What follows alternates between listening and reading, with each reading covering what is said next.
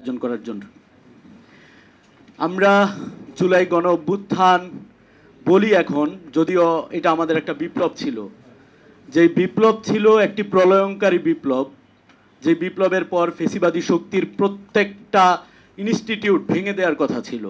কিন্তু দুঃখজনকভাবে আপনারা দেখেছেন দেশি বিদেশি ষড়যন্ত্রের কারণে আমাদের বিপ্লবটি গণ অভ্যুত্থানে আটকে গিয়েছে।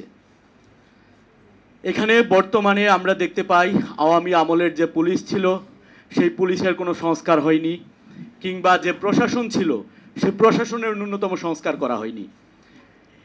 তো আপনারা যদি বলেন যে প্রাপ্তির কি পেয়েছি, আমরা আসলে কতটুকু পেয়েছি, আমরা বলবো আমরা যা হারিয়েছি তার তুলনায় খুবই অল্প পেয়েছি, যেটা আসলে আমাদের প্রত্যাশার থেকেও অনেক অনেক কম।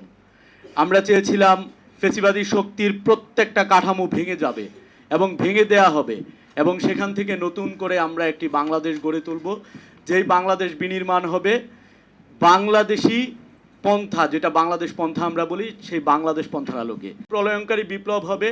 বাংলাদেশের জুলাই বিপ্লবের যে শক্তিরা ছিল তারা যদি ঐক্যবদ্ধ থাকে, আগামীর দিনগুলোতে আমরা আমাদের প্রত্যাশা অনুযায়ী ফেসিবাদী ব্যবস্থার প্রত্যেকটা কাঠামোকে আমরা সেই প্রশাসনকে নির্বিকার থাকতেই দেখেছি।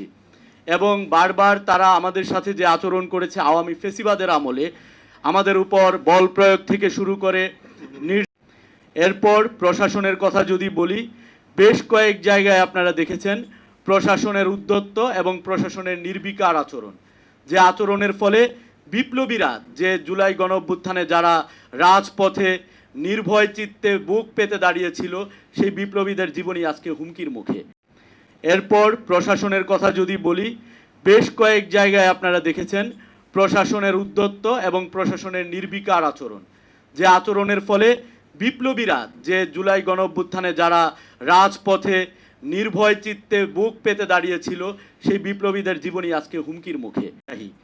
মানে সরকার যতটুকু নির্দেশ দেয় তার থেকে বেশি করত, কিন্তু বর্তমানে সরকার তাদেরকে নির্দেশ দেওয়ার পরেও তারা তাদের দায়িত্ব পালন করছে না।